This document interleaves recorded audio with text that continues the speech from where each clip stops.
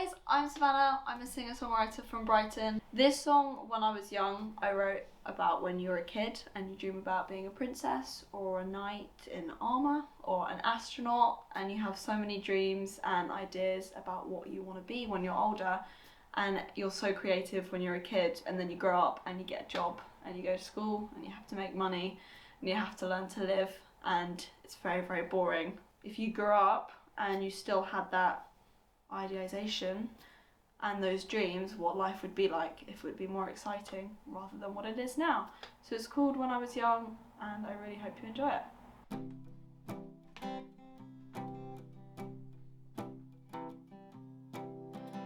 I was young, I believed I could do anything.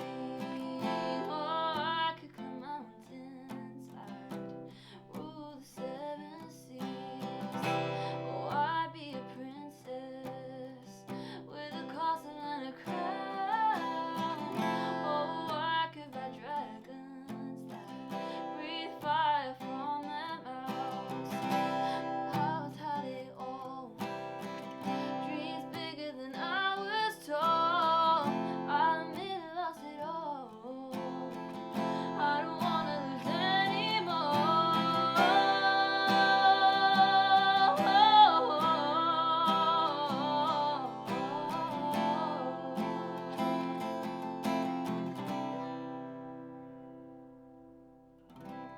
One day when I was on a TikTok live and a lot of you guys were watching and listening to the song and seemed to be really invested, which is great, I decided for everyone to just send in random names and send in any ideas that you had for the song, and I put it into a random name generator on Google, hit spin, and then it came out with a name, and you guys were really happy with it, and you guys all congratulated whoever it was that picked the name. There were so many of you and it was awesome, and that's where the name came from, which is great. I'm really happy with it. You guys had a massive part in it, so thank you for that.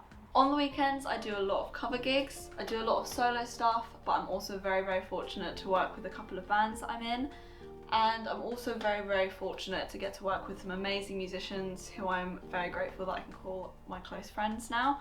It's a lot of fun. We have a lot of late nights and getting back early in the morning, but it's all worth it and it's great. I also do a lot of TikTok lives, which I really enjoy, and it's for my original music. I get to meet so many of you guys who are so invested in so much of my music, which I'm incredibly grateful for, that you give up your time to listen to it and spend time with me on TikTok lives. We write a lot of songs together. So many of you have had so many inputs with lyrics and song names and different structures for songs, which has been so great because it gets so incredibly dull in my head sometimes when I'm just doing it all by myself. I have so much material that I write about so many different things, and I really would love to get it all out to you at some point when I have the time to be able to, well, write it and produce it to get it out to you. My earliest memory of when I decided to start singing, I actually remember it really clearly. I was in the hallway in my primary school and we had ukulele lessons, which were just horrendous. They were so awful and I hated them. But I remember that one of the teachers who performed, well, who did the lessons, taught the lessons, she was called Charlotte, and she was so lovely. And she didn't do the ukulele, but we'd learn vocals at the same time. We'd learn singing at the same time. And I really, really enjoyed it. So I asked if she teaches private lessons, and she did. So I started having lessons with her when I was 7. My very first gig was a charity event in East Wittering, which is where I grew up. And they put me on the back of this truck singing and guitar. I'd never done a gig before. I was terrified. I was 10 years old, I believe. And the first note I ever sung was the wrong one, and I had to start the song again. But in just my opinion, you know, start from the bottom and work your way up. So I literally couldn't get worse than that. So that was my first gig. My favourite venue to play at, that's difficult. I love the Queen's Head in Brighton. The bar staff are so lovely and the audience is usually really good. They're usually always up for singing along, and you'll get people just singing along all the way through the night. Mr. Brightside, Don't Look Back in Anger, all the classics, which usually I have to play so often they can get boring. But when I go to the Queen's Head, everyone just makes it so much more fun, so I really, really enjoy it. and Casablanca Club. I love playing downstairs there with one of my function bands, Raw. We're sick, check us out if you haven't seen us. But it's really, really fun. That's always a really late gig, but I get to perform with some of my best mates and it's just such a laugh, and usually I'll end up like wetting myself laughing halfway through the set, but no one notices because everyone's singing along. One of the most important lessons I would say right now, whether it's doing covers or originals, is to meet people, talk to people, immerse yourself in as much music as possible. It's so difficult to get bogged down when you're doing everything by yourself, and this industry is difficult enough. So surround yourself with supportive people and just keep pushing. There are so many times every single day where I just want to give up and I want to do something else. But if you give up and just, it's so easy to see, well, it's so easy to be blindsided by the fact that you're just doing it every day and you haven't gone very far. But if you reflect on, for instance, just the past 6 months, you'll see how much has changed. So surround yourself with amazing people, surround yourself with as much music as possible, and just keep pushing. The work-life balance is a tricky one. I have coaching sessions once every fortnight where I work with someone on issues that I find need to be resolved within myself, and it's not like therapy, it's almost like it's working on the present, so it's not focusing on the past. And something that I've really had to work on is a work-life balance. I used to just be doing music 24/7 and I'd be feeling burnt out all the time. So this part-time job has actually helped me because it kind of takes away from my life as a musician and my life in music, because you can just get so, well, you can just surround yourself with so much, you kind of lose focus of everything. So it's also being able to allow yourself to take as much time as you need. Not everything's going to happen now, and as much as you want everything to happen now, that's just not going to happen. So it's learning to be okay with, it's going to happen in the future, but I'm allowed to watch TV this evening because I'm tired, instead of just continuously pushing yourself to burnout. So it's taken me ages to learn that, but it's a good lesson to have learned. I grew up in Bracklesham in the Chichester area, for those of you who know where that is. I say Chichester and people go, yeah, I go Bracklesham, I go, no. And that's a village in a very small city, and it's an older city. And I did really well, and I was very successful growing up, and I had a lot of opportunities.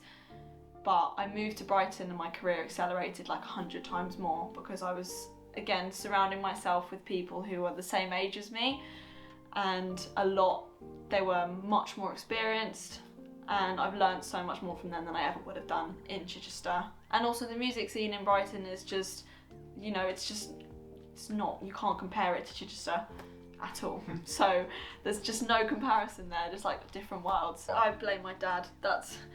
He's a Spurs fan, and when I was a kid I just picked Spurs because he said he supported Spurs.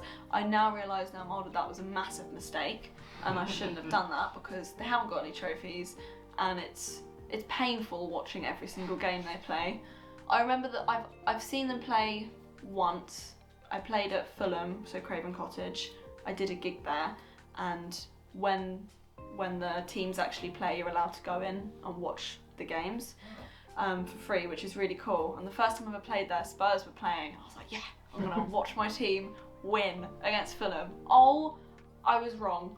I got to sit there and watch my team lose 3-0 to Fulham, and there were these 14-year-olds in front of me, there must have been about that, calling every single Spurs fan Stevie Wonder, and I had to sit there amongst all these Fulham fans. And just bury my head in the sand, because I couldn't shout or support for Tottenham because I would get my head kicked in. And that was probably just one of the worst moments of my life. So I blame my dad for being a Spurs fan, but it's kind of too late to go back now, so I just am a Spurs fan. The Notebook has always been my favourite film. I'm not sure why, I'm not entirely sure. I actually have a tattoo of Noah and Ali on my ankle. That's just always been my favourite film. It's not particularly interesting or adventurous, it's just a nice sit back and watch a really easy film. I'd love a biopic of Keith Richards. I think that would be so sick. I think he's got such an interesting life and he's such an interesting person. I also am terrified that, you say one wrong thing, he will shoot you in the head. But I think that would be really interesting to see on the big screen. If I wanted an animal to play me, that's really difficult because I've seen the Robbie Williams trailer and he's an ape, and I don't think I'd want to be an ape. My favourite animal is an elephant, so I suppose want it to be an elephant, but then that just kind of portrays that I'm really like massive. Big personality. I suppose, and I'm 5'3", so that doesn't really work. Actress, I think, would be Sandra Bullock, because I've seen her in The Heat with Melissa McCarthy, and their sarcastic chemistry on screen is hilarious to me, and it's great, and I feel like I'm a really sarcastic person, and I think Sandra Bullock would just portray that, I suppose. That's a really difficult question. It feels very like big-headed saying I think Sandra Bullock should play me. But I don't know, I think that's a really difficult question to answer, but yeah, I think Sandra Bullock. Who would you love to perform with? Freddie Mercury.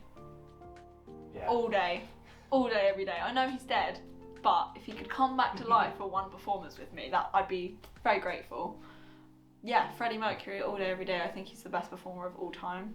I don't think he's unbeaten, and it feels like a very stereotypical answer to say anyway, because I feel like everyone says Queen or Freddie Mercury or something as best vocalist or best band, but there's a reason for that, so absolutely Freddie Mercury. He'd be awesome.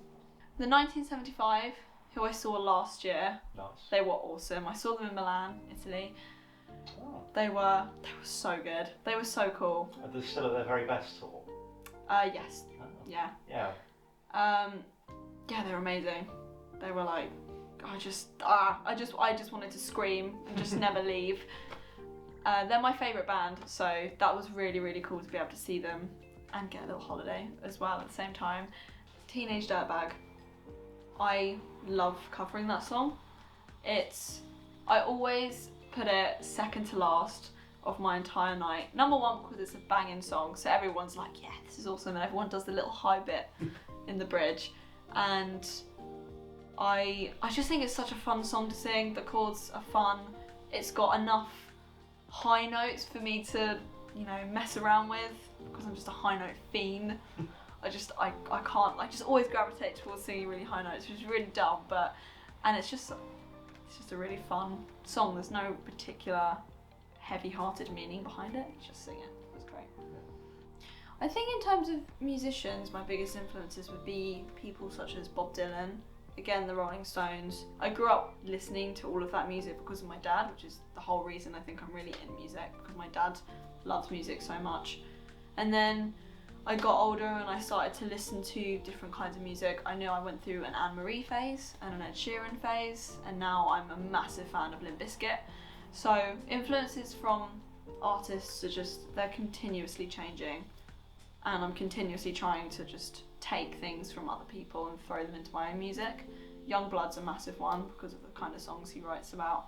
You were saying about Bohemian Rhapsody was one of your favourites, like off camera. Is that, what's the sort of reasoning behind that? I love Queen.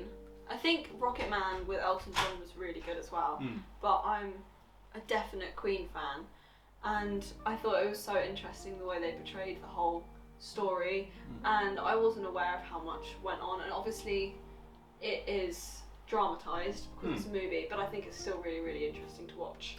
I think it's lovely seeing like the sort of behind the scenes of like people you really love. I've been reading quite a lot. I'm a really big Britpop fan. I was just reading Jarvis Cocker's book, Good Pop, Bad Pop, and it's sort of talking a little bit about the behind the scenes stuff of like the stories behind where certain songs came through. And I think it makes I think it makes it seem a bit more human. Like you're seeing a bit more of the story behind it. I think it's really fun. Like you were saying about your song earlier. Yeah. I think when you expand to see the behind the scenes, it's always really, really interesting because there's so much you don't know, like anything, and what goes on is just so interesting to listen to and learn about. And it's really cool if it's something interesting as well, like the whole story behind Queen and how they became Queen and how Freddie Mercury became Freddie Mercury. It's just so interesting to watch. It's interesting, yeah. Do you think, like, as an artist yourself, do you ever think you kind of, certain things are happening, do you get kind of that inspiration of going like, God, that's great, I want to write about this is great? All the time. There's so many things where you can go, oh my God, that's a song, or that's interesting. And I think I'm really big on really trying to write songs at the moment which aren't about love and breakups, because I feel like there's just so much of it that goes on. And don't get me wrong, like I respect any artist who puts music out there, but I just think it's such a generalised topic at the moment, and I find it really boring. So I'm literally anything that could be a song can be a song. So I really just try to write about anything. Which is nice, and I think it gives a definite, like you were saying, it gives a nice uniqueness. And I think it's nice having sort of more personality, as it were, to that sort of thing. And you know, talking about like the other artists, I mean, is there sort of particular songs that maybe have stood out for you for inspiration? Like we were talking about 1975 earlier, and you know, I'm a big love 75 as well. You know, is there anything maybe sort of particular songs or ideas from other artists that have really inspired you? Young Blood is a big one. I think a lot of his songs, you know, he does have the classic breakup songs, as every artist does, as I do, but he writes them in such a way, I think it's so interesting. He writes a lot about serious topics, and he's a really big advocate for people who have been through a lot and people who are struggling. His song, like Low Life, I think is a really good like way that he portrays it. You know, it's about people who are just down and don't really have much going for them, and they kind of like own it, but it's just like it's a really cool song. It's a really good way to portray. Yeah. So the main way that you connect with a lot of your fans and stuff is you do it through like the socials and your Instagram stuff. Is that how you feel the most? Do you feel it's quite interactive now than it maybe would have been 15, 20 years ago? Yeah, absolutely. But I also feel like it can be harder because everyone's, you know, 2 seconds is like the average span of attention that people have on social media, and I'm very guilty of that. Like the amount of times I'll be in bed and I don't even know what I'm watching. Doom scrolling. Literally just not watching anything, it's just noise. Yeah. And it's so difficult to grab someone's attention like that. So if you do have someone who actually stops listening, then like, you know, it's impactful. Great. Yeah. Do you think that's good with the live stream? Because you were talking about like a lot of live stream. Do you find that's more, you know, because you're getting that instant feedback? Yeah. Is that quite a good way, do you feel, of, you know, capturing attentions more than like the odd scroll? Yeah, 100%. I think it leaves you more open to like negative comments, but it's like I find them hilarious. I think they're so funny. But there's so many people who join and then become invested because you can actually talk to them and you can actually talk to them in real time. Whereas on posting a video is a lot harder because all they have in front of them is the video that you've posted. How often do you do your live streams and stuff? Like, do you have a set routine, or is it just kind of when you can? I try to fit them around like when I'm working, on days off and stuff, when I'm not gigging and stuff, so maybe once, twice a week, but it's something like a habit that I'm still trying to build into my day, because I gig on weekends and then it's almost like performing again, but in a nice way, because you get to actually talk to people with no pressure of like songs you have to play. No, it makes it a bit more casual, doesn't it? And I think especially when you're talking about like collaborative writing as well, like, you know, when you're doing that, is that just through people in the comments, or is it through like the sort of duets feature or anything like that? To be totally honest, I'm scared of the duet feature. So many people like ask to join, and I'm just like terrified of it. I'm like, I just have never done it before. Yeah. So it tends to be through comments. People go. I know so many people, like a girl called Molly who joins. Like I met her a few months ago, and now she joins my live streams regularly. I know people through their TikTok names, so a guy called Moosey who joins. Oh, nice. You know, and a girl called Scarlett, and like there's so many people. A guy called Victor. So all these people join like continuously, and they keep coming back, and it's really nice to actually like talk to them and find out how their day is. Builds a more solid community. It's lovely. Which I think is one of the benefits. I think maybe in the more modern age of kind of artists, and I think especially with up and coming songs, where you get your more loyal diehards that you can almost put a face to a name as such, whereas maybe, you know, 20, 30 years ago you couldn't have. But yeah, that's fantastic. Do you find that with the cover stuff as well? Do you find, you know, are you performing a lot in pubs, or is it just in kind of like random venues and things like that? Pubs primarily, but I've recently got into a folk rock function band called Dust Evenings, and we do a lot of weddings and functions. We had a wedding a couple of weeks ago, which was really cool, and then a band I'm in called Raw, not Audio right now, we've changed the name. We're doing a lot of weddings and functions, which is also really exciting. Yeah. How many projects are you involved in? Because I know you're talking about like, you know, different bands there. How many, is it quite a range that you're at the moment, or? So I'm in those two covers bands, and I'm also in another originals project called The Hills, which is very exciting. That's new, we've had a few rehearsals, but it's really, really sick. And it's a completely different writing style to what I do with my original stuff. And the people in it are really cool as well. They're really talented, and it's really great to work with like a different set of musicians to the people I work with in covers. Do you prefer working on your own, or do you enjoy kind of working in that collaborative sense as well with more people in those projects? I love both, to be honest. I love both in different ways. So when they both have positives and negatives. Like writing by myself is like everything is mine and I can design it exactly how I want to, and ideas just come quite naturally. Whereas you're working with other people, you have a lot more of a laugh. Yeah, it's more of a collaborative effort. It's like a film. It's much more like, you know, me and Joe work quite closely, but you know, you've always got your nice crew, and you develop a bit of a bond, as it were. Yeah. And it's nice to have those creative sort of ideas to bounce off of and go, what do you think, or whatever. It's always nice. It's exactly that. It's exactly that, and like you just bounce ideas off each other. Go, oh, I've written this. That's really sick. And then you know put a bass to it, put a lead line to it. It's like, that's awesome. And then the drum comes in, and it's like, oh my god, it's a buzz you don't get, I think, when you're working by yourself. No, which is nice, isn't it? It gives you more, again, that nice collaborative idea. I mean, we're doing the music video for you in a couple of weeks' time. Have you done a lot of music video work before, or is this sort of your first? No. First get? Oh. This is the first, yeah. No pressure for us then, eh? It's the first. I'm really excited about it. Yeah. I'm really excited about it. I'm very nervous about it as well, to be totally transparent, but it's... Sure, you'll be a natural. Thanks. It's just, I think for the past couple of years, I've really been focusing on building up my function work to be able to like afford to live in Brighton. But now this year is like the year I really need to like reset that and go back to originals, which is the whole thing, which is why I'm doing such a big push on this first song of the year, which is